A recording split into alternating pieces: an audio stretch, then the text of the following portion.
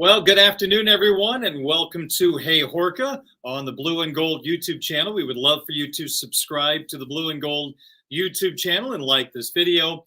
My name is Darin Pritchett, coming to you from our WSBT radio studios in downtown South Bend, just about, I would say, 2 Tyler Horka 3 Woods from the campus of the University of Notre Dame.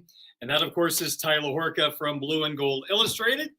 We're coming off a bye, and hopefully we are rejuvenated just like the football team. Well, I just want to say I haven't really been hitting my 3-wood very well this summer, Darin. So I'd say more like a couple 3-irons. Maybe I can really get a hold of that. But yeah, it's good to be back with you. I know we didn't do this last week because of the bye week. It was good to have a week off, kind of recharge, not be as Notre Dame football as we usually are. I was more Texas Rangers baseball. But now I get, tonight the best of both worlds. And then, of course, we're going to be talking about a Notre Dame football game on Saturday against Pitt. So October is a great month, isn't it, Darin? You're a big hockey guy. I'm a big hockey guy. We have that fired up. Basketball starts soon. Baseball playoffs. And then, of course, football season's kind of – October's where you kind of find out who's for real, who's not. We found that out for better or worse with Notre Dame, losing to Louisville, but then beating USC, and another home game against Pitt on Saturday to kind of keep proving whether or not they're capable of winning 10 games this year. So I'm kind of excited for that. I think this is no doubt a 10-2 football team now with the way these 4 teams are playing that are coming up on the schedule. I have no doubt this team's going to go 10-2. Now the Clemson game, obviously, maybe they find their game, but that's a program in disarray, Tyler. They're 7-6 in their last 13 games. I've been watching the Pittsburgh-Wake Forest game, and I've been sick the last 24 hours, so I might be drinking during the show, but it's put me to sleep. The first 56 minutes of Pitt Wake Forest is just awful. Then like a million things happen in the last 3 minutes, but these 2 football teams are extremely beatable, and Stanford's a mess right now. So I would be disappointed right now if this team doesn't go 10-2. Yeah, I was writing this morning about the Clemson game time being revealed, and that'll either be at noon or 3:30. So thank God for a non-primetime game there in Clemson. But that kind of tells you, to your point, Darin, where that program is at right now. I mean, if you would have said in August that Notre Dame and Clemson was going to be at high noon in Clemson, you would have been like, oh, man, something went terribly wrong for one of these 2 teams. Turns out, I mean, that's Clemson. Watching that game against Miami the other night, they don't have an offensive identity. If you think Notre Dame doesn't have an offensive identity, look at Clemson. It's like, whoosh. And then to your point, Darin, Pitt, I mean, they had to bench their quarterback. We're not going to see Phil Dracovic on Saturday unless things go even more awry for them, because he's no longer the starting quarterback there. I think he might be 3rd on the depth chart even. Like, he's not even close to playing. So they're in a not very good position in Pitt. That they would love to – like, if you think that Notre Dame is still playing for a little something, like we said, 10 wins, maybe a New Year's Six bowl game, could still be a very successful season. Don't you think Pat Narduzzi and Pitt, even though they're 2-5, would love nothing more than to kind of derail that a little bit? So that's kind of what they're playing for. Yeah. Pat loves Notre Dame. So yeah, he would be in tears if they beat Notre Dame. Yeah. Hey, I will mention this. If there's one thing about Pitt, the run defense has been pretty good. Now, they've not played the greatest schedule, so I think some of these numbers are a bit inflated, but against North Carolina, the Tar Heels had 39 carries for 77 yards. In Louisville, we know what they can do, 33 for 80. So that at least shows you against some of the better competition, they've been able to stop the run, but their offense is I mean, Sebo Flemish, good to see him. He had over 100 yards against Wake Forest, but I would be disappointed, Mr. Horka, if it's not a blowout on Saturday. And let me throw this to you real quick before we get to some Caldera lab information. The Notre Dame depth chart came out after the press conference of Marcus Freeman today, and it looks like it was probably planned that way because we've got major changes at wide receiver. Let me just get your reaction to this. The boundary is now Thomas with Greathouse as the backup. Now, he's been in the slot, so that's a major move. The field starter is now the freshman Rico Flores with Merriweather now number 2. And the slot is Tyree. And for the first time on the depth chart, we see Jordan Faison. So what's your initial reaction to those moves? Yeah, I'll start there with the latter part of that. I think Notre Dame really likes the way Chris Tyree has played it in the slot this season. I mean, you saw the touchdown there against USC. Like, that's what you're looking for. If you can get one of those type of splash plays out of Tyree, then you're doing something right with him. And then Jordan Faison has come into the conversation to a point where you'd be stupid not to keep putting him on the field. Like, you have to get him on the field. There were a couple plays against USC. I know he only had a couple touches, but those were targeted touches for him. Like, they ran that little jet sweep thing, trick play to the boundary with him. So you have a couple guys there that you like to get the ball. And that allows you to shuffle Jaden Greathouse out to the outside. I know people on our message board, blueandgold.com, have been saying it all the time.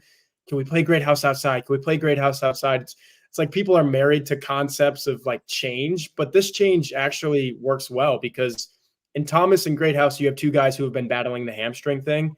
And that, I mean, that's not a place that you want to be in. But if you could kind of split reps between those two guys and they could still give you, as opposed, like Jayden Thomas was in a position where he was playing 50, 60 snaps in a ball game and still not doing as much as what you would want him to do, like production wise.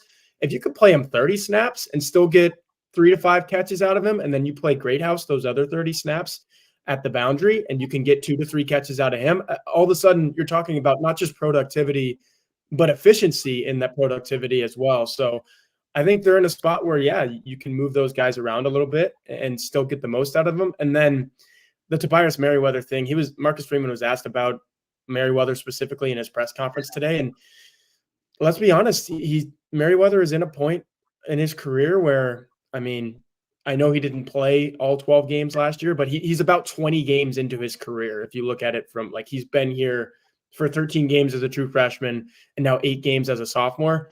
And he just has never been at a point where you're like, he's going to get on the field and he's going to make a play. And Notre Dame wants him to get there. Tobias Merriweather wants him to get there. The fans want him to get there. He's not there. And that's why, Darin, you see him behind a true freshman on the depth chart right now. I'm glad to see that the offensive coordinator is not going to stand pat. Going to make some changes coming out of the bye, which will probably lead into some of our upcoming conversations. But right now, Tyler, you've got some important information about Caldera Lab. Absolutely. As you guys know, if you've been watching this show for a couple months now, we've been doing this every single Monday of the football season. You know that this show is presented by Caldera Lab. And before I get into the actual ad read, I will say this.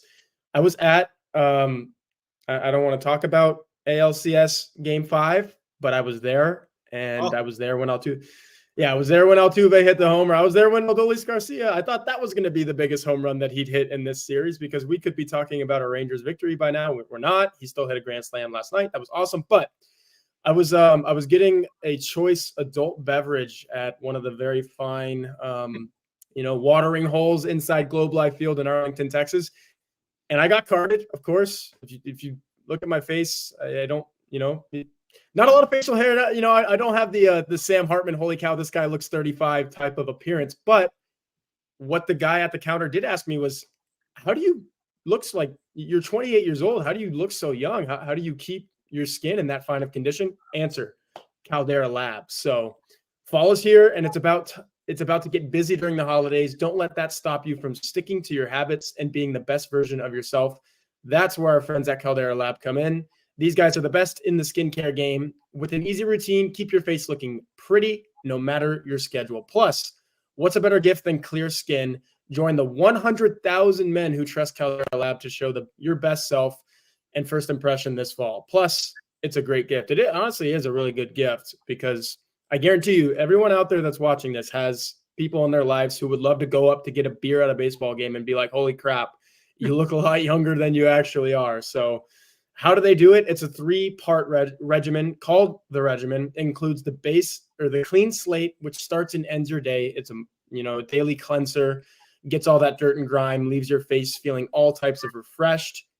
The base layer, that's your daily moisturizer to hydrate your skin and jumpstart your day full of confidence. The good is a multifunctional serum at night that keeps your skin looking tighter and smoother, as well as helps reduce the visibility of wrinkles and fine lines. Every drop of the serum is packed with 3.4 million antioxidant units protecting your skin. And for everyone watching this right now, you can go to Caldera Lab's website, calderalab.com, use code BGI23 for 20% off of your order. So if you are looking to get this for somebody as a little holiday gift, you want them to go to maybe a hockey game or a basketball game and have someone say, "What the heck are you doing with your face?" 20% off, BGI23, Caldera Lab. All right, very good. He's Tyler Horka. I'm Darin Pritchett. Let's get to the portion of our program where we take some questions from Blue and Gold subscribers. Tyler picks out the ones that he'd like for us to talk about, and he's got a very interesting list today, and we will start with the Notre Dame offense. And we've got a question from Arrowfan 624, and they write, what can Gerad Parker do in the last month of the season to prove he's still fit for the job? Yeah, this is a question where I think people are kind of already out on Gerad Parker. I think there's people out there, maybe they're watching this show, that think there's nothing he can do, but I'm in a spot where, yeah, we've seen 8 games. 4 of them looked fantastic. Like in that first month of the season, I know Notre Dame was playing lesser competition, but I didn't think Gerad Parker was doing anything poorly. I mean, maybe a little more play action needed to be involved, and Marcus Freeman was asked about that today as well. And I think that was a great question, and it's a great talking point, is why isn't Notre Dame going to more play action when it has a quarterback like Sam Hartman who can hit the deep pass the way that he can? And if Notre Dame's offense is going to be so predicated on the running game, then that's the best thing you can do, is use play action. Because, I mean, look at these defenses. They are literally all sucked in, and Notre Dame is still not pushing the ball downfield. And we'll get to maybe some reasons why that's not happening later in the show. But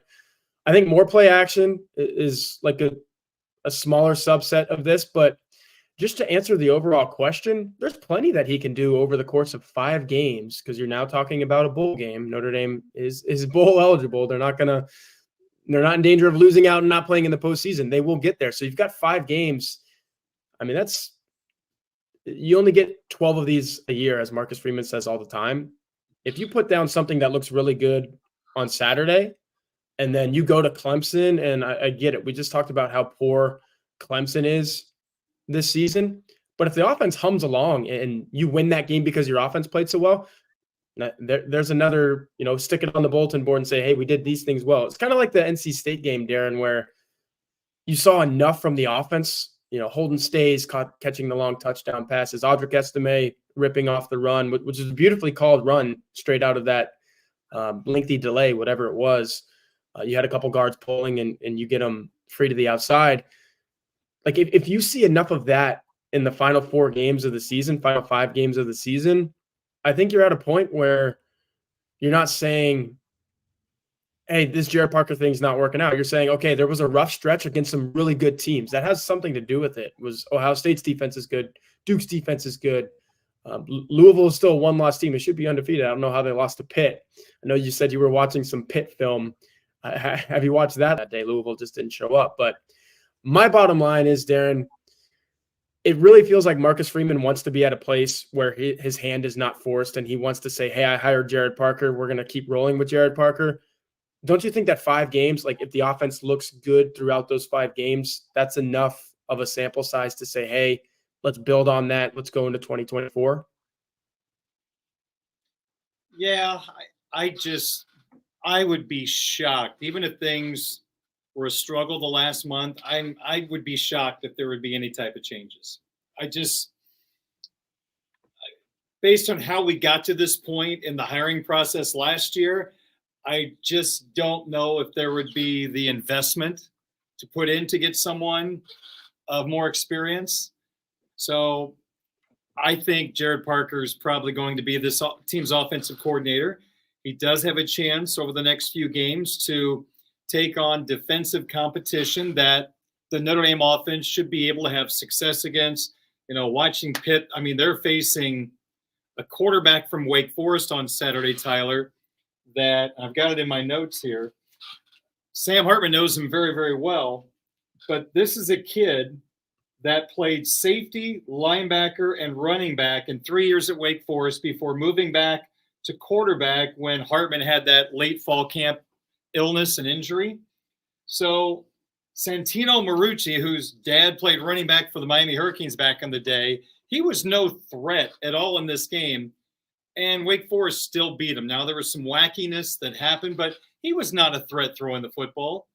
Their defense, they were playing cover two the whole game against the Pittsburgh quarterback, and all they had to do was just flip the ball into the flat because, Tyler, they were playing 5-6 yards off the Pitt wide receivers. It was pitch and catch. It's not going to be that easy at Notre Dame. There is no way Al Golden's going to let him sit in the pocket and throw 5-6 yard out patterns, get the ball out of his hand quickly. Those Notre Dame corners are going to be on top of him. So I know I'm kind of getting away from the initial thought, but these are teams that Notre Dame should have great success with. The whole USC offense thing, I'm really torn on because it's really hard to complain when you put up 48. But I also want to respect the Irish fans who point out those 5-6 possessions where there was not great field position handed to them by the defense. Not much happened. It was 3 and out, punt. There just wasn't enough explosiveness against a defense that got ran over by Utah, whose starting quarterback still isn't back, Tyler. So I don't want to be that guy and complain when you score 48, but the defense scored 7, special teams scored 7. You're responsible for 34 on offense, but a lot of that was handed to them by the Irish defense. So I think he's going to be our offensive coordinator next year, and I think he'll have to work in a new quarterback next year. So I think he's going to have a lot on his plate, but I just think this offense is going to be just fine the rest of the year. I just don't see a defense, and maybe Clemson can rise up and have a great performance at home, but I don't see any reason why Stanford, Pitt, and Wake Forest, they should not throttle these 3 teams and their defenses. So I'd be disappointed if that doesn't happen, I guess. Yeah, and somebody asked me, maybe it was at the halfway point of the season, so like right after the Ohio State game, what can you see from Notre Dame? This wasn't a Gerad Parker question. It was more so just big picture offense. Like, what can you see from these guys to make you feel a little bit better about where they're at? And the answer definitely wasn't less than 300 yards of offense, because that's not where you want to be. But I used the word opportunism. Like, I wanted to see an opportunistic offense, and that's exactly what you saw against USC. So you mentioned those drives where things did not look great, and they didn't. I mean, I remember tweeting during that game, holy cow, like this offense is broken. But then the turnovers start to come, and I'm looking at the drive charts right now. After the first turnover, it was a 12-yard field. So you better punch that one in, and Notre Dame did. After the second interception, it looks like it was only a 2-yard. Like, I don't even remember the touchdown, but maybe it was an Audric Estime. Yeah, I think it was an Estime run where you better punch that one in too. But there was a 50-yard drive after one of the INTs. There was a 68-yard drive in there as well. So, the USC turned the ball over 5 times, and that includes the very end of the game. Notre Dame scored after 4 of those turnovers. So, like, it was doing what it was supposed to do on offense, especially with those short fields. If Notre Dame wasted those short field opportunities and USC was still in that game, and we're not talking about a blowout, then right now we're talking about, I'm probably shifting my narrative, and I'm saying, oh yeah, Gerad Parker needs to prove a whole lot in the end, in the final 4 games of the season, because holy cow, you cannot waste opportunities like that and still have an operation that you can believe in and put trust in. So I think that's where Marcus Freeman is at right now. He's at a place where he genuinely still believes that Gerad Parker can be the guy for this offense, and he's not going to go publicly say otherwise. Like, he's had opportunities, and Jay Carr here. Yeah, Jay Carr here, right here, calling me Tyler Big J Horka, leading off the press conference post bye week. My first question on the press conference today was, hey, is it still execution, or would you throw play calling in there? And what did Marcus Freeman say? It's still execution. So he's at a place where he actually really believes that Gerad Parker is the guy. And look, I can get to that point. I'm not the one that hired Gerad Parker, and I'm not, his boss, so to speak. That's Marcus Freeman. So I don't have to come on here and say that I've liked everything that Gerad Parker has done this season. I haven't, but he can still do enough in these next 5 games where I'm like, you know what? Okay, I think you should give this guy another shot. You shouldn't shake things up and risk a fracture of the coaching staff and maybe even the locker room if you fire this guy 13 games into his tenure. Marcus Freeman hired him with the belief that it was going to work for long term, and 1 year is not long term. So, that's kind of where I'm at with the Gerad Parker thing, because I think a lot of people are just totally out on him, and I'm not. I'm skeptical. I'm not out on him completely. Well, I don't want to speak for you, but just listening to your comments, I get the sense that at Notre Dame, the ultimate goal is to win the national championship. Try to get that next one since 1988. And just listening and maybe reading into your words too much, I think we're all thinking the same thing. Is this the guy that can help them win a national championship? If everything falls into place next year and you've got whoever at quarterback and you got all these great parts that come together, but the play calling holds you back, or you do an offensive line rotation in the middle of the game, are those things going to hold back the Irish from reaching their ultimate goal? So I hope I'm not speaking for you, but I think the same thing. Is this the coordination Notre Dame needs to get over the hump? Because obviously it's good enough to go 10-2.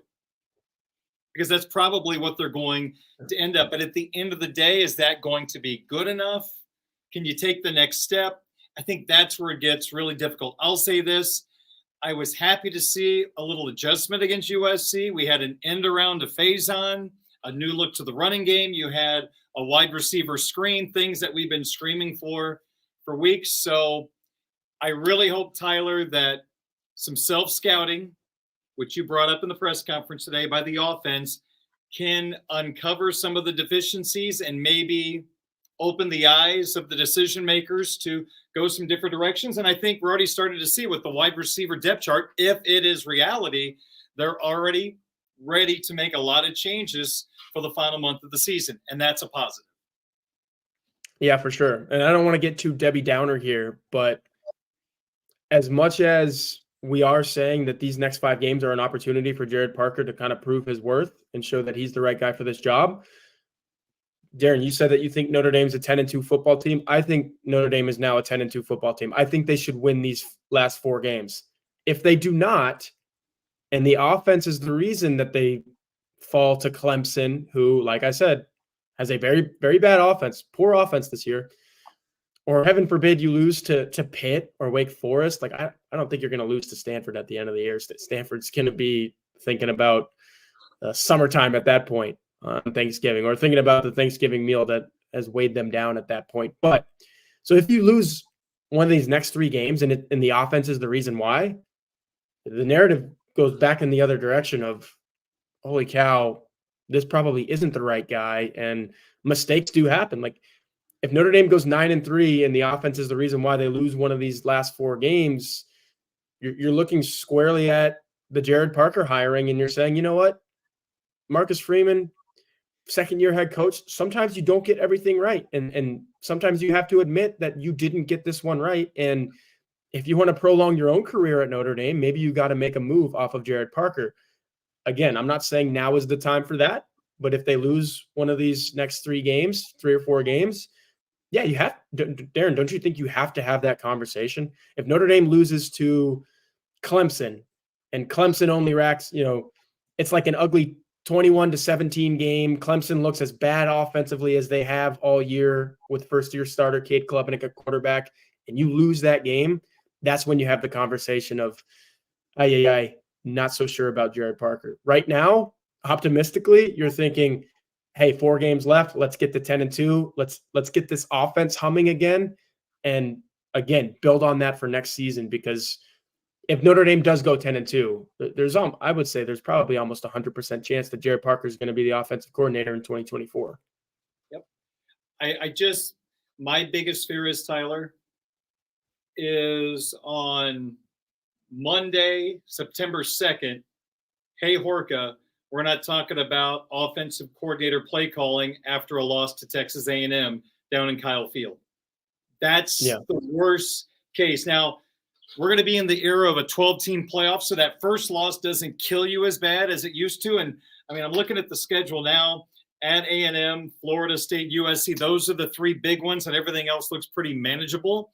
So if you win two of those three, you're in pretty good shape for the playoff. But there's going to be a lot of change on offense before that Texas A&M game, and you need to rely on your offensive coordinator to be able to help your guys be ready for that first game. And with Marcus Freeman now using his new catchphrase, and that is, we need clarity, more clarity. It just seems like too much information was being thrown at the players. I don't know if that was your read, and now they're dialing it back a little bit to try to simplify the offense to get more execution. So there's going to be a need to have everything in place, clarity for that first game next year at Texas A&M. So there's a lot on the shoulders of the offensive coordinator with the changes coming, because quarterback, new starting running back on down the line, it's going to be a different offense. And, oh, by the way, that left tackle is going to be gone too. That'll be a big change for this football team.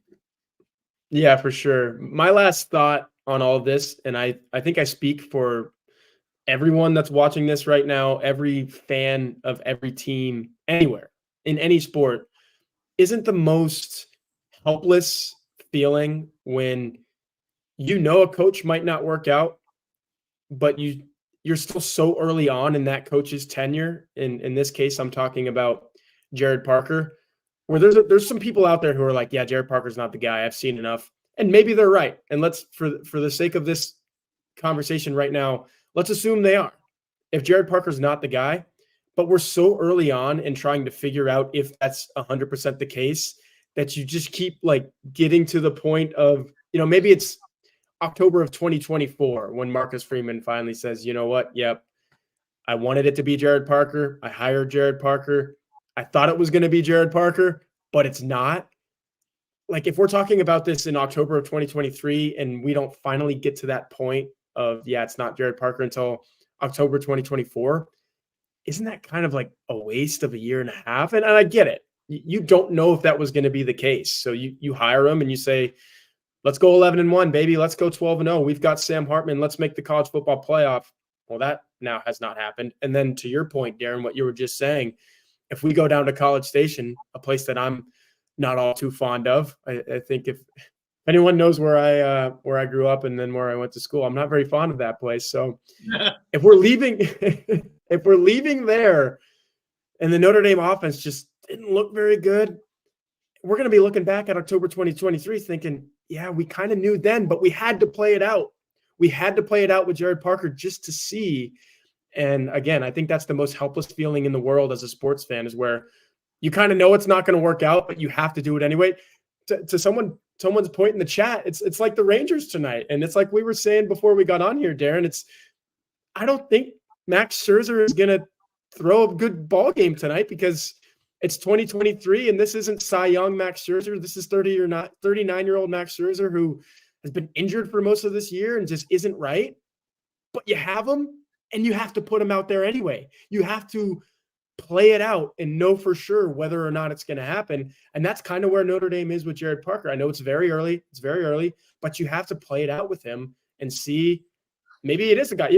Maybe Max Scherzer is going to throw a gem tonight, and you were right all along that this is why you have him with Notre Dame and Gerad Parker right now. I think we're already kind of to that point where you're looking at him saying, "Hey, I want you to be the guy, but I'm not sure if you are. Prove it to me." And that's where he's at in the last 5 games of the season. Well, also got to keep in mind that I was a big fan of Marcus hiring Al Golden, and I think that has turned out to be a tremendous hire. Love the way this defense has played this year. And if Al decides to move on to a head coaching job or go back to the NFL, that's going to be another major decision for Marcus Freeman. That's one side of the ball that you're kind of like, okay, it's good. We don't have to worry about it. But if Al decides to move on, which I hope he doesn't, but I totally understand if he wants to try something else, get back as a head coach, good for him, because I think he's really earned the opportunity by what he's done for this football team this year. I think the best thing that's happened with Notre Dame football in the last month, we talk all about how the offense has been so poor. Al Golden has like really good standing with Notre Dame fans, with the coaching staff. I think he's in a point where a couple of weeks ago I was saying maybe he doesn't want to run this back because it's just not working as an entire operation. But now it's really working for him defensively, and Notre Dame can win 10 games. And there is a 12-team playoff next year where you go 10-2, you sneak into that. Defense travels, right? Defense wins championships. Maybe he wants to be around for that. I think if we're talking positive things with Notre Dame football in the last couple of weeks, it's how well the defense is playing and what that's done for Al Golden's perception in South Bend.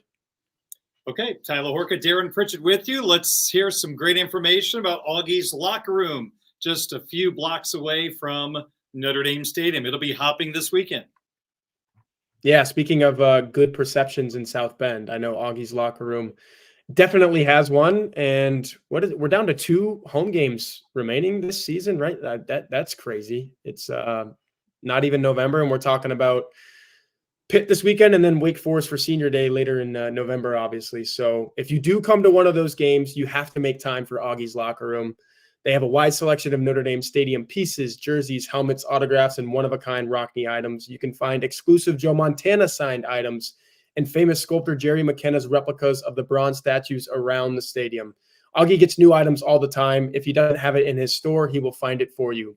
Visit Auggie at 1811 South Bend Avenue and see the vintage helmet display dating back to 1890. He's got some amazing items that you want to see. Visit augieslockerroom.com or call him at 574-277-6363.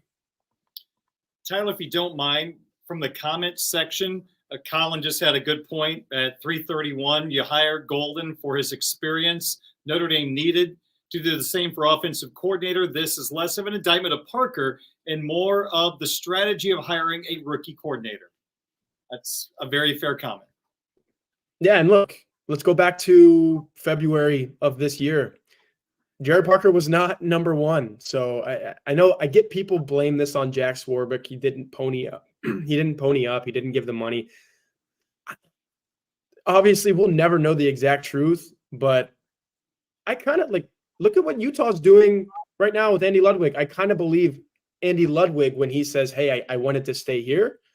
And then I kind of believe Swarbrick when they said, yeah, we offered, but Andy Ludwig told us thanks, but no thanks, basically. I mean, they just had a heck of a moment beating USC the other night, and they've done that 3 times now, thanks in large part to Andy Ludwig. So, but to Colin's point, 100% agree that, yeah, I mean, Marcus Freeman didn't want to hire Gerad Parker first. He wanted to hire Andy Ludwig or Colin Klein, and it didn't work out. You go to your number 3 guy on the totem pole, and this is what we're dealing with at Notre Dame right now. I don't want to go down too much of a road because then I start speculation, but the whole Utah offensive coordinator thing, it just seemed like there was miscommunication about money along the way. And yeah, it's something was off. There's no doubt about that. Because it seemed like he was ready to go, and then all of a sudden he wasn't. So yeah, unique situation to say the least. Let's quick question. Do you think what's Notre Dame's record if Andy Ludwig is the offensive coordinator? Wow. That's a loaded question. Is this a hot take? Is Notre Dame undefeated? Is Notre Dame undefeated if Andy Ludwig is the offensive coordinator? I believe they beat Ohio State. Okay. Boy, Louisville was such a dumpster fire from so many, but it kind of was self-created with the interior offensive line rotation and things like that. Yeah. Our friend Mike Singer weighs in and thinks the record's the same. Because you have to think, you can't just look at the 2 losses and say, would they have won that game? Would they have won that game? Maybe they would have lost to Duke or, but I think with an experienced offensive coordinator, I'm with you, Darin, the way that the Ohio State game went and holding them to 17 points, are you kidding me? I think Andy Ludwig would have done 1 or 2 things that would have won Notre Dame that ball game. And would have they have been more prepared offensively against Louisville? Maybe there's a case that Notre Dame's undefeated with not just Andy Ludwig, but someone as experienced as him. Well, Ludwig using his second or third string quarterback at 500 yards against USC last Saturday. So that quarterback is no Sam Hartman. No disrespect to him. He got the victory, but that's a really tough question. It really has been. It's honestly one that I haven't really thought about until right now. But it's a good question. On the field against Ohio State. Yeah, Louisville is tougher for me to say, yeah, But boy, that Ohio State game, I watched them, and they're a really good football team, but they were very gettable. That was not your normal Ohio State football team. And it's a little frustrating that they lost that game on top of the Timmon on the field and everything else, but they had way too many chances to win that game offensively. I am not going to blame the defense for that loss. I don't care about 4th and 19 and dropping 8 or whatever that was, or the Timmon on the field. The offense should have done more that day to not have the defense in that situation. Yeah. You just had to find a way to get one more score, and you beat Ohio State, and your season is incredibly, much different than it is. We're having completely different conversations. So, okay, to our next question, and hey, Horka, and this comes from Irish Chef 3. Do Notre Dame's offensive struggles have more to do with scheme, personnel, or coaching? So here we go again.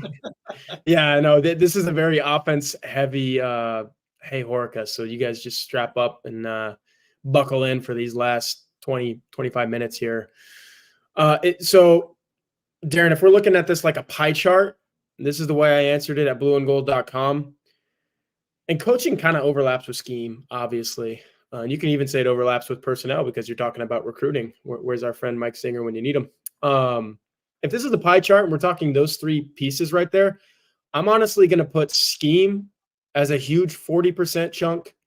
I'm going to put personnel as a 40% chunk, and then coaching, which includes the offensive line thing at Louisville, whatever the heck that was. Maybe Chancey Stuckey could be doing a little bit more with these wide receivers, even though I think he's a phenomenal coach. Like at some point you have to ask, is there something more that we can do with these guys that we aren't getting out of them right now? That's coaching. But speaking of the personnel 40% chunk, Darin, I don't know how much college football you watched on the bye week. It sounds like Marcus Freeman was even able to watch some college football outside of his coach sphere. He just sat down and said, hey, I'm going to watch some college football with my kids, which is great because he needed that. I think we all needed that. It's dumbfounding to me, Darin, that you can watch, I don't know, pick a name of some lesser school that isn't Notre Dame, okay? Because Notre Dame is Notre Dame. And you just see these phenomenal wide receiver performances. Like even Colorado, I know that they got all these guys from the portal and, the glitz and glamour, and Sean Lewis is a heck of an offensive coordinator, what he's doing at Colorado right now. But how do you see some of these wide receivers at Colorado or anywhere else in the country just go off and have games where they catch 8, 10, 12 passes? The kid at Stanford did it against Colorado a couple nights ago, a couple Fridays ago. How do you see that at these places? And you can't get like one of those games from a Notre Dame wide receiver. You don't have one game where Rico Flores, Jaden Greathouse, Chris Tyree even goes off for 9 catches, 165 yards, and 2 touchdowns. That's personnel, right? Or is that coach? Like, what is that, Darin? Because it's dumbfounding to me that you can have that at other places, and you have Sam Hartman at Notre Dame, but you can't have a guy go for 10, 150, and a couple tutties. It doesn't make any sense to me. You can scheme your way into matchups that you like.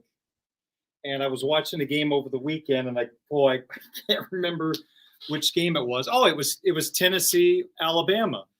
Yep. And Tennessee did a great job of scheming offensively where they got their best wide receiver on an outside linebacker. And he took him down the sideline. The outside linebacker thought he had help. Nothing was there. And it was a great back of the football catch by Squirrel. I think his name for Tennessee, I can't remember his last name, Squirrel White or something like that. But there are ways to scheme to get your players in a better position. And I just think guys like Tyree, Flores, get them in space, get them the football and let them make plays. I got to be honest with you. And I've been like this. I've been doing this for 25 years. There's nothing more annoying to me in the world than the star system in recruiting. I can't stand it. Don't like it because I just don't think it's a great representation of the talents of the kids. I've always said, here's what I want you to tell me. Tyler Horka, quarterback from Texas. I don't want to hear he's a 5-star. Do you project him as an All-American, a really good quarterback, an average quarterback, or he's going to stink? Now, I'm being a little hypothetical there with my listing, but we've heard that Notre Dame's got all these high-end wide receivers, and we're waiting for that to happen. So is it them slowly developing? Is it the scheme? We sure the heck know it's not the quarterback. I think we can all eliminate that the quarterback is not the issue. But I'd really like to see him get that play-action game going. But we've seen times where the ball's been thrown perfectly down the field and dropped. And now that person that I'm thinking of the most is now the second-string field wide receiver going into this week. So I'm really glad we're starting to see changes at wide receiver. I think it's long overdue. And I respect that the coaches are willing to make changes to these high star system guys that if they're not doing the job, then you know what? The lacrosse kid, if he's doing it, put him in there. And I'm glad to see that they're doing that. Yeah, a couple comments here from Colin. Appreciate him being so active today. He's talking about the speed. It's a combination of the scheme, lack of wide receiver development, and the one thing that we never seem to have, speed. And then Drew Berinsky, who's always very active for us as well. Appreciate you, Drew. High end with no speed. I think it kind of comes back to that for me, Darin, when I'm talking about watching these games on Saturdays. And Jordan Faison is a perfect example of this. Kid who's not highly recruited. He's got no scholarship offers to play football, partly because he was injured for a good portion of his junior season. So he's not being recruited. And that's the star system that you're talking about, Darin, where these coaches are sent out to see players because they have the stars and they have the accolades, and he's supposed to be good. But there are players like Jordan Faison out there right now in high school football just lighting it up because they are fast. They have the speed that Colin and Drew are talking about. They have speed. And there is no – Marcus Freeman talked so much about there being no substitute for experience with the quarterback. I get that. I 100% agree with that. It makes sense.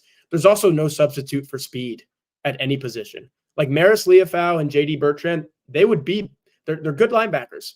I have less problems with them than some other people that you'll talk to about Notre Dame football. But they would be better linebackers if they were a little faster, if they had a little bit more speed.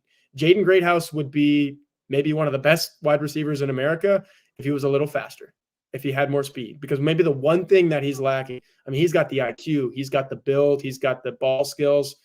If he was a little faster, he could combine all of those things with straight line speed, run by people, go score touchdowns. So for me, it's speed. I agree with these guys. And like, that's why you saw Jordan Faison get on the field against Louisville. That's why you saw him score a touchdown. It was Notre Dame's best offensive play of that game. He didn't do a whole lot. It was a slot corner. He just ran by the guy. It was speed. So does there come a point, Darin, where Chancey Stuckey and Marcus Freeman, like, I don't want to say overhaul their recruiting tactics, but Mike Singer could tell me a lot better. Like if Cam Williams is just an all-out burner, is he bringing that speed element? But and with Chris Tyree, people are going to say, "What about Chris Tyree?"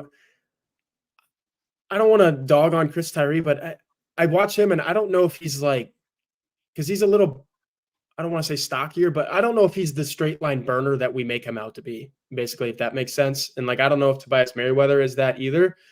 So to wrap up that entire spiel, I think Notre Dame is lacking a lot of speed at wide receiver, and that probably explains a lot. Does it not, Darin? Yeah. I think separation has been a major problem throughout the year, and I think it was a major problem against Duke and Louisville, which made those games more difficult than they could have been in the Duke case and the Louisville game. I think, and I've said this, and I know some other Notre Dame media probably don't agree with me, but I do want to give some slack to Gerad at times, because in that Duke game, the Louisville game, I mean, you were down wide receivers and there weren't guys getting any separation. They weren't getting open. So if you can go man on the Notre Dame receivers and not have to worry about them, what are teams doing? Loading the box. And then all of a sudden your run game gets stuffed, and now you're searching for answers. So I do think the wide receiver inconsistencies doesn't help Gerad in the way he's calling games and strategizing. But I just, Darin, that goes back to what I'm saying about like why can't it happen at Notre Dame? Why can't it happen with these guys? I watch so much college football, and I just see wide receivers going off left and right, but like we watch a Notre Dame game, and I still have the box score from the USC game pulled up on my computer here. We're talking about two, and Jordan Faison is now on football scholarship, so we can include him in this. But Darin, we're talking about 5 catches from Notre Dame scholarship wide receivers, and that includes 2 from Jordan Faison, who was put on scholarship the minute that he hit the field against Louisville. And to answer your question, Drew, you're asking why Jordan Faison is put on football scholarship. There's an NCAA rule where if you're a 2-sport athlete and if the minute that you play in a football game, you are going to take up a football scholarship, alleviating or helping out. You're basically helping out Notre Dame lacrosse by saying, hey, we don't have 85 scholarships to hand out like football. It's a partial scholarship type of sport like baseball. What is it? 11.7 is the average, or, you get 11.7 scholarships to hand out to 38 or 35 baseball players. Basically the same thing with lacrosse or any other sport. As soon as you play football, you are on football scholarship. And it's fine for Notre Dame because they had some scholarships to give. But just to get back to what I was saying, Darin, 5 catches from Notre Dame scholarship wide receivers. One of them was a walk-on a week prior. There's people out there at schools like, I don't know, name a crappy Power 5 school that they'll get like 15 catches from their wide receivers. I just don't get it. I don't have much more to say other than I do not get why Notre Dame can't roll out its wide receivers and Sam Hartman can't find them to the tune of 10 to 15 catches for 200 yards every single game. And then you add in what the running backs and the tight ends can do. And lately with Mitchell Evans, that's been a lot.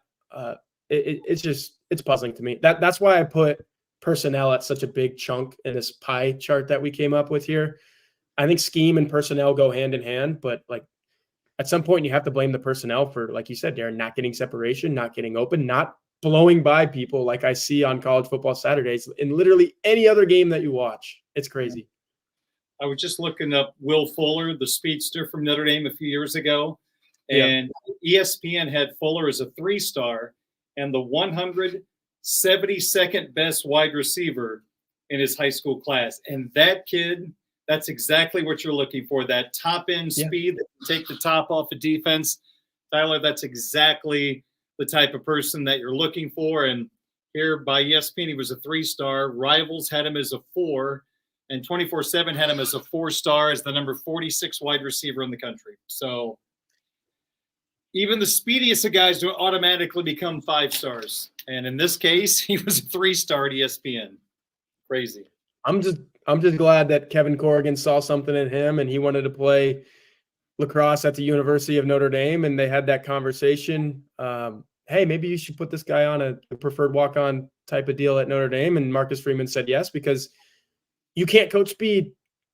You cannot coach speed. You either have it or you don't. And he has it. And I think sky's the limit for him in terms of developing those other things that make him a productive football player for maybe 4 years here at Notre Dame. I think he has that type of potential. Notre Dame needs to find more guys like that. Hey, big off season for those young wide receivers coming up. They can take that big step going into the Texas A&M game. All right, tell us about some really interesting artwork involving the campus of the University of Notre Dame. Yeah, absolutely. I know everybody on here, you guys are all Notre Dame fans.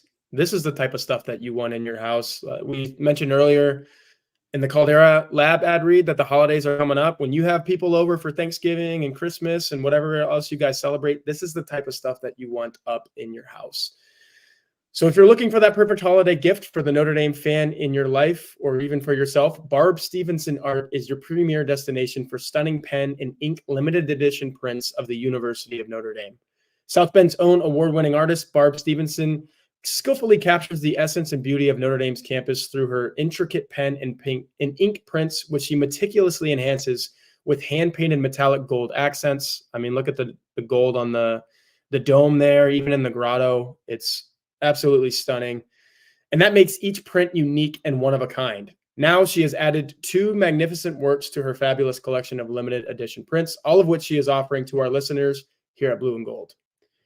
To purchase her viewer art, visit her website at barbstevenson.com. That's BARBSTEPHENSON.com. son.com, or call her at 574-210-8388. Again, the holidays are coming up, so receive free shipping anywhere in the continental United States when you order today. And we'll just take a few more looks at some of these. I mean, Notre Dame, I got to fly over it. Too bad it was nighttime, but I was coming back from Texas last night, Darin, and just like looking down at the campus, it has one of the most unique campuses in the country, one of the most beautiful campuses in the country. No better way to show that off in your home than buying some of these Barb Stevenson prints, because they're fantastic, simply fantastic. I think you got yourself muted there, Darin. Yes, thank you very much. So we've got time for one more question, and this comes from Nighthawk Indy Fan 69. And Tyler, should Notre Dame take another transfer portal quarterback for the 24 season? This is just coming from me. My answer is no. And there's a variety of reasons that I say no. One, I just don't like getting down this rabbit hole of the only way that we're going to throw out a starting quarterback that we feel confident in to win 10 games or take us to the college football playoff is if we go get the experienced guy from insert school's name here. I don't like falling into that. If you're recruiting guys, Kenny Minchie, CJ Carr, Steve Angeli could even be the guy. If Mike Singer's still watching, comment now and say that he's the guy, Mike, because I know you think he is. My thinking is, and I'm going to pose another hypothetical. How about I start with this, Darin? I'm going to pose this hypothetical at you right now. Just based on everything that you know about this Notre Dame football team, the way things have gone, who they are offensively, all those different things. What's Notre Dame's record right now if Drew Pine or Tyler Buchner, and I kind of put them in the same class because what we saw out of them, that it was pretty similar the last couple of seasons. What's Notre Dame's record if Drew Pine, Tyler Buchner is the starting quarterback right now? Well, you're asking some really good hypothetical questions today. Yeah, the hypotheticals will get you. You guys comment in the chat too. If Drew Pine or Tyler Buchner, and your answer may be different for those two guys, I'm not sure. I kind of lump them in together. I think they're 5-3. That comeback against Duke doesn't happen. That 95-yard drive that Hartman was the centerpiece of, that doesn't happen. Okay. And I guess that's specific to that game. Like, if you have one of those other guys, maybe that game doesn't go the way that it does the entire time, and scheme and play calling and all that is a part of it. But I think you can make a case that Notre Dame is still 6-2 with either one of those two guys. And I'm not going to bash Sam Hartman because, like you just said, Darin, 95 yards in 2 minutes was electrifying, thrilling. He made all of the right throws, 4th and 16, whatever it was, with his legs. Drew Pine doesn't do that. I don't even know if Tyler Buchner does that because I think he would have taken off too soon and the defense would have got to him sooner, and he doesn't get those yards. But maybe they play a little better or the scheme's different to allow them to win. Not sure. And maybe they somehow even beat Ohio State. I'm not sure. Like Mike Singer said a couple minutes ago, you never know how things would be different with different guys in charge and different guys playing. But basically, I think you could still make a case that maybe this is still a 6-2 football team. And I'm not sure about NC State either. Drew Pine or Tyler Buchner would not have played as well as Sam Hartman played in that game. So maybe that's the loss. I'm not sure. But basically, with the 12-team playoff coming up, don't you think that Steve Angeli, Kenny Minchie, CJ Carr, what we know about Jared Parker and the scheme and everything, and just kind of who Notre Dame is right now, couldn't any one of those guys lead Notre Dame to 10-2 next season? And 10-2 is probably going to get Notre Dame in the 12-team playoff pretty much every single year, right? If you're Notre Dame and you go 10-2, are you a top 12 team? I mean, it's close. Like if Notre Dame goes 10-2 this year, they might finish as a top 8 team. So if the goal is to win 10 games in the regular season and make the college football playoff and just get in and have a chance to win a national championship, I think Steve Angeli, Kenny Minchie, CJ Carr could do that. So why would you go to the portal and delay? Like if one of those guys is your guy, and I'm not sure who it is, but I think at least one of them is a guy. Like one of those is a truck, as Mike Singer likes to say, and he could pull you to where you want to go. Why would you go out and get another transfer to kind of delay the whole process? I think you stick with them. The playoff has expanded. You can get at 10-2. You just got to figure out who your guy is and kind of ride with him. Because if you go to the transfer portal, all you're doing is bringing in another guy. Then you have 4, and you're at risk of losing one of them. I just think if there was ever a year that Notre Dame says, hey, we stick with it, and one of these 3 guys is the one that's going to start football games for us in 2024, let's do it. Let's ride with them. What say you, Darin? Well, we just spent the first 40 minutes of the program having a discussion about the offensive coordinator, who in his first season had the luxury of a 24-year-old quarterback running his system.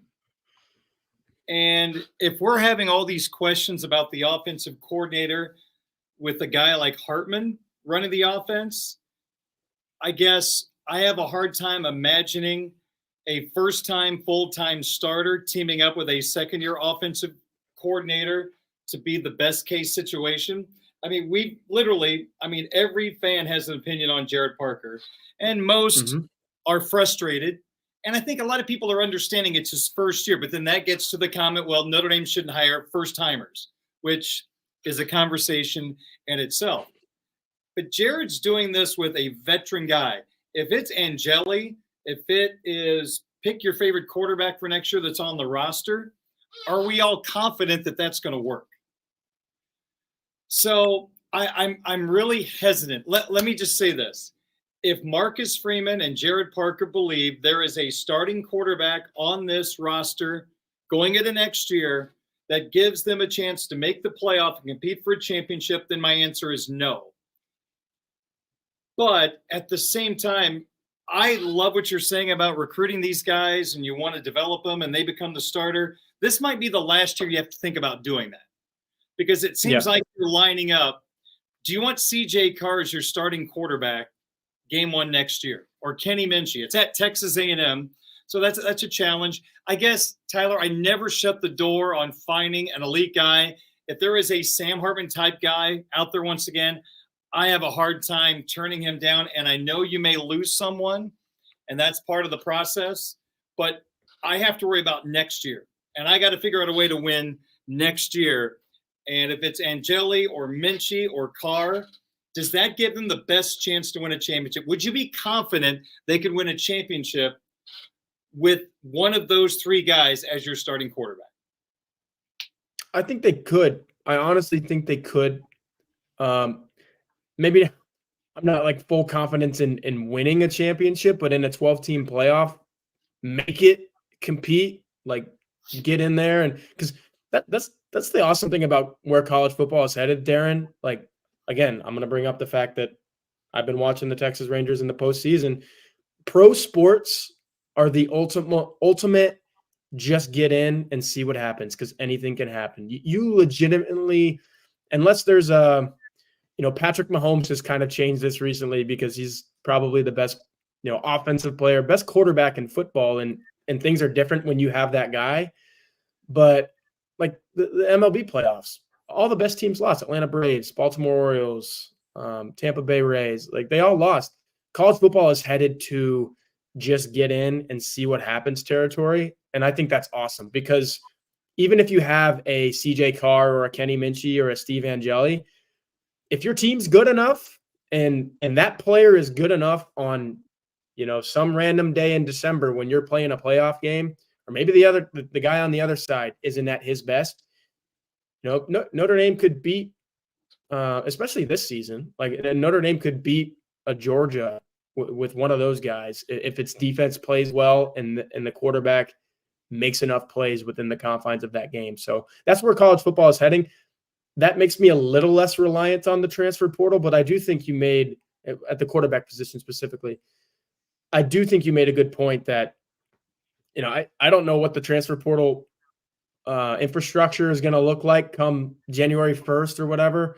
But if there's a Sam Hartman equivalent, you probably take them, right? You take them and you use the actual Sam Hartman experience, what this has been this year, as learning fuel and teaching points to say, hey, we got this guy. It didn't work out exactly the way we wanted. Because I think we would all agree right now that as great as Sam Hartman has been for Notre Dame, you haven't really pulled the most out of him. You haven't gotten every ounce of Sam Hartman that you would want. You haven't had the holy crap, he's throwing deep balls on everybody and nobody can stop him. We haven't felt that since Central Michigan. So you use it as a learning point and a stepping stone and say, hey, we got this guy last year. Here's why maybe it didn't go completely right. But if we get this guy this year, we're an 11-1 football team. We're going to go to the playoff and we have a legit shot to win it. If that's what you think is out there for you, you take that guy. That's also where college football is at in 2023, 2024, Darin. It's at the point where if there's a guy out there in the transfer portal that can immediately help you and you think you're a better football team when you have him, you take him. So I'm not completely don't take the transfer quarterback because I think it's ruining your football program guy. Like there's guys out there who use that as their talking point, but I am of a pretty firm belief that at some point you got to recruit a guy and develop a guy and sign a guy that you think is going to lead you to a championship. And maybe that's Deuce Knight. Maybe it's CJ Carr. I don't know. Like, I think the guys out there for Notre Dame, I'm just not sure how ready they are to find them, Darin, because I have a feeling that Notre Dame might be going back to the transfer portal this winter. We'll see. You could argue Notre Dame's starting quarterback next year, if it comes from the roster, may not be the same starting quarterback in 2025. Yeah. So there's a chance that go ahead and take that transfer portal guy next year, see what you can do, and then maybe CJ Carr or Kenny Minchey is your starter in 2025. I don't know if you have an opinion if you're hiring Minchey or Carr. I'm not going to go by high school film. I need to see it in person, but that could be the conversation we're having next year or in 2025. Who knows? And I'll just finish with this. If you got to be careful not taking a really good player, even though you've got good players that you feel like you're developing at quarterback. If you're not careful, you could become Dabo Swinney at Clemson with his BlackBerry in hand, while Deion Sanders has an iPhone. And I think you see where I'm going here. Dabo got passed behind. I mean, he got the new era of college football passed him by, and he's paying the price right now. While even though Deion's lost a couple of games now, he decided I'm going to get the best players no matter what, and I'm going to put that team on the field. And he's had some marginal success recently. So, yeah, Dabo's got the BlackBerry in hand. He's falling behind, and I mean, he's paying the price by not taking transfer portal guys. There's a lot of holes in that football team. And you talk about wide receiver issues. Holy Toledo, Tyler. They look inadequate at that position. Yeah, they as much as things haven't gone exactly the way Notre Dame fans have wanted it this year, Clemson looks like the poor man's Notre Dame this year in terms of not enough speed on the edges. Quarterback play hasn't been exactly what you want. Offensive identity nowhere to be found. Like if you think things are bad with Notre Dame on those fronts, watch a Clemson game and then watch a Dabo Swinney press conference. Cause I don't know if you've seen some of the things that he's said recently, Darin. I don't even know if I want to say the most recent thing that he said after the loss to Miami. Did you see that? I'm trying to remember what he said, but it was something where my eyes popped out of my head. Yeah, I'll say it because all I'm doing is reporting information here, but holy cow. Reporter basically asked him, hey, things aren't going well for you guys right now. Do you have a sports psychiatrist that kind of helps you through? Because that's become very commonplace these days, right? To have a sports psychiatrist help you through tough times. Dabo Swinney responded, oh, yeah, we do, but he's probably on suicide watch right now. I was like, oh, my. How, like, I would say read the room, but the room was pretty somber, so we probably did read the room. But how dumb do you have to be to say that? Like, things have completely fallen apart. That's a game that Marcus Freeman needs to have these guys coached up and ready to go and not just come out flat like they did against Louisville, because Clemson's just bad right now, and you can't afford to lose to bad Clemson with Dabo Swinney saying the things that he is right now. Like, you have to beat that football team if you're Notre Dame. So I know you can't start looking ahead to it, but boy, oh boy, Notre Dame cannot lose that one. Well, coaching preparation had a lot to do with that Louisville loss. And the other thing about that's why I'm saying they got to get them ready. Yep. And Dabo's comment, just when you thought no one could top Brian Kelly's execution comment at Florida State, Dabo just did it. I think that was worse, especially like with the way things are in the world today. Like you can't say that. My goodness. There's some That words that that bring is up. right. Exactly. That just is a perfect encapsulation of where Clemson is right now. And that's why I'm saying Notre Dame's gotta win that one. They'll be 10-2, Tyler. It's in the bag. They'll be 10-2. And then I'm seeing projections against LSU in a bowl game. So yeah. Well, somebody asked me on Hey Horka, it didn't make it into this show, obviously. But they said if you could handpick a Notre Dame bowl game opponent, who would it be?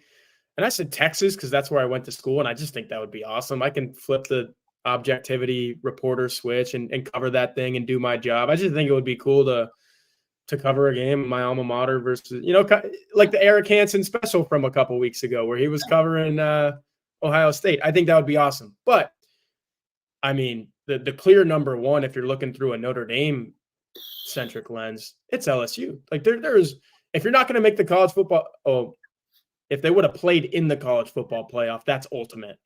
But if you're not going to make the college football playoff and LSU isn't either, it's got to be LSU. I want to finish with this. Here. Yeah, there you go. And you mentioned that you started the press conference by asking a question in regard to self-scouting during the bye week. Are you still standing behind it was execution, not play calling? Yeah. And Marcus gave his answer.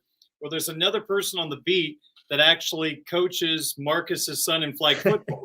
And Marcus did a cool thing today, turned the tables on the media member, questioning a couple of his red zone, offensive play calls. And I got to give the tip of the cap.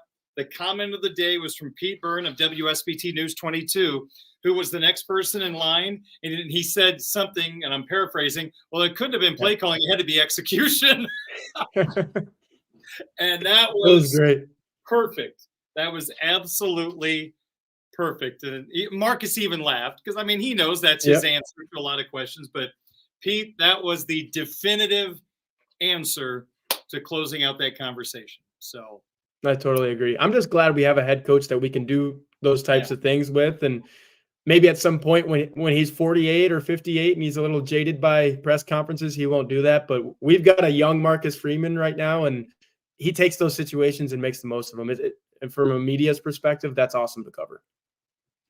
Yeah, sure beats the heck out of Jim Harbaugh. Listen to him. Oh, everybody's out to get us now. Let me check. You suspended yourself the first 3 games of the year for doing something wrong, but everybody's coming after you. And then you just suspend the guy who's being looked into right now for potential, cheating, whatever you want to call it. You suspend that guy, but no, we didn't do anything wrong. That's Michigan football for you. Poor, pitiful us. We're good now, so everybody's out to get us. Oh, yeah. You're doing it to yourself. Anyway, we'll close things up there. We've got Notre Dame and Pittsburgh, 3:30 kickoff on Saturday, and we went through a Hey Horka preview, Notre Dame Pittsburgh, without mentioning Phil Dracovic. Oh, I guess we did mention him at one point, but he's now the backup. So we won't get any social media commentary, I don't think, from Phil this time around. So, Tyler, I will talk to you coming up tonight on my weekday sports beat show on WSBTradio.com. We'll talk a little more Notre Dame football. And, of course, we'll do this again next Monday at 3 p.m. Eastern time. Yes, sir. And go Rangers, everybody out there. America wins when the Astros lose, so go Rangers. All right. Hey, I expect you to have Ranger gear on if they win on Monday. If not, you'll probably have Dallas Stars on because it's on to the next one. It's on to the next one, exactly. Yep. Enjoy your week. We'll talk to you next week. All right. See you, everybody. For Tyler Horka, I'm Darin Pritchett. Thanks for